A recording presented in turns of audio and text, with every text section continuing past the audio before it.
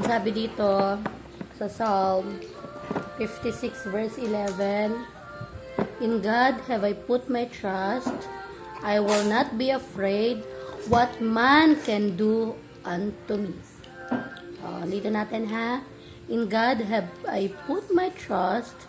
I will not be afraid what man can do unto me. Sige, mag-pray muna tayo. Sino mag-pray? Kuya, Okay, let's pray. ako talaga nag-pray. Okay, let's pray. Nakaraan. Pray na. Let my public God for my natin sa public kasa. Kasi ito bulod sa pagpapwipo ni tatay. Tinatulog ko sa hindi. Amen! Amen. Sige. Ano yung pagkakaunawa ng mga boys ko dito sa verse na ibinigay ni Lord sa atin? Ha? Mighty! Sabi ito, In God have I put my trust. I will not be afraid what man can do unto me.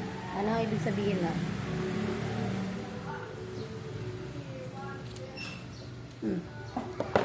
Di ako matatakot anong ginawa sa akin ng mga tao. Very good. Ang galing ng di kong kuha.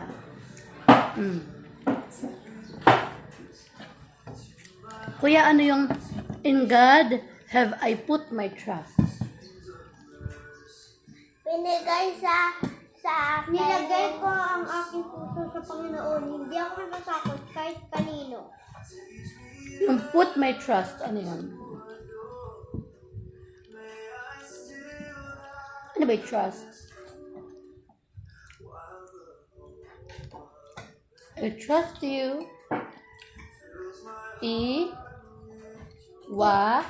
Why? I will Iwa? trust in everyone. Very good. Tiwala. So, sabi dito, sa Panginoon daw ibinibigay yung tiwala. Hindi daw matatakot anong magagawa ng tao sa akin.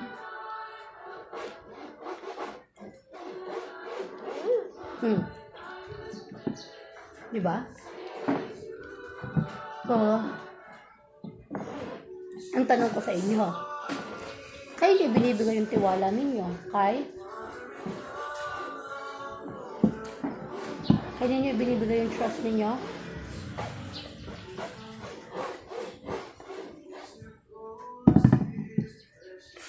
Kaya naman ibinibigay yung trust mo, Kuya Dikong? Kay Jesus! How about si Kuya? Jesus! Kay? Jesus! Hindi na matatakot.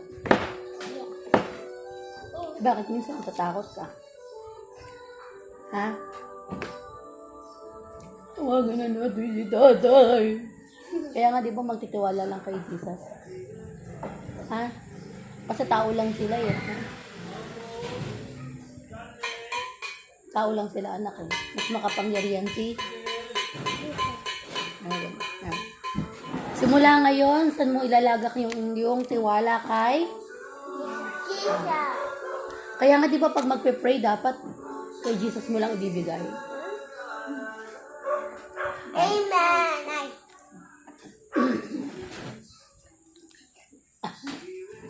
Ngayon, Tapos na. Tapos na yung devotion. hindi yung prayer request niya. Pumablik ka na. Mga teacher na si tatay. Ayun. Kayo, wala kayong prayer request sa sarili niyo. Oh, nag-prayer workers na ako sa sarili ko. Para sa'yo, yung ano yung Tay! request mo. Nanay! Ibigay natin para sa'yo. Nanay! Nag-prayer workers na tayo dati Ano nga? Yung ngayon. Hindi ba pag-prayer request na tumubo yung tip mo? Tumangkad ka na? Mga ganun ba? Yan na tumangkad ako. Na proteksyonan ka ni Lord lagi? Hindi ka na matakot? Ano, yun lang dalawa. Courage, ikaw na prayer request mo. Prayer request mo.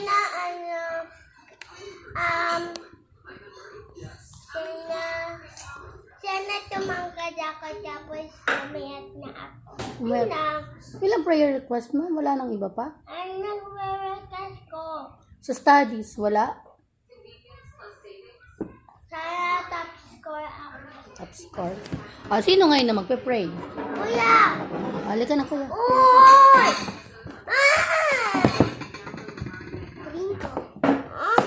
May isa pa doon, anak. Sit down.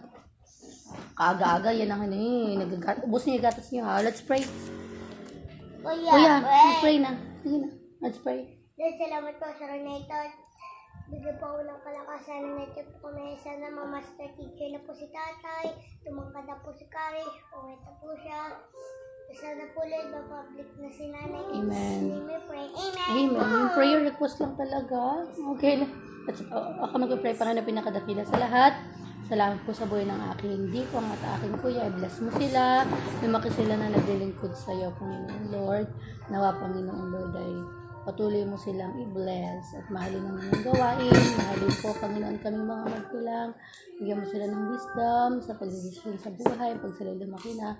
Nawa, Lord, maging mabait sila na bata, kakain sila lagi ng kugulay, especially si Kuya, at matutulog ng maaga si Dikong at si Kuya. Nawa, hindi na sila laging nag-aaway, Panginoon.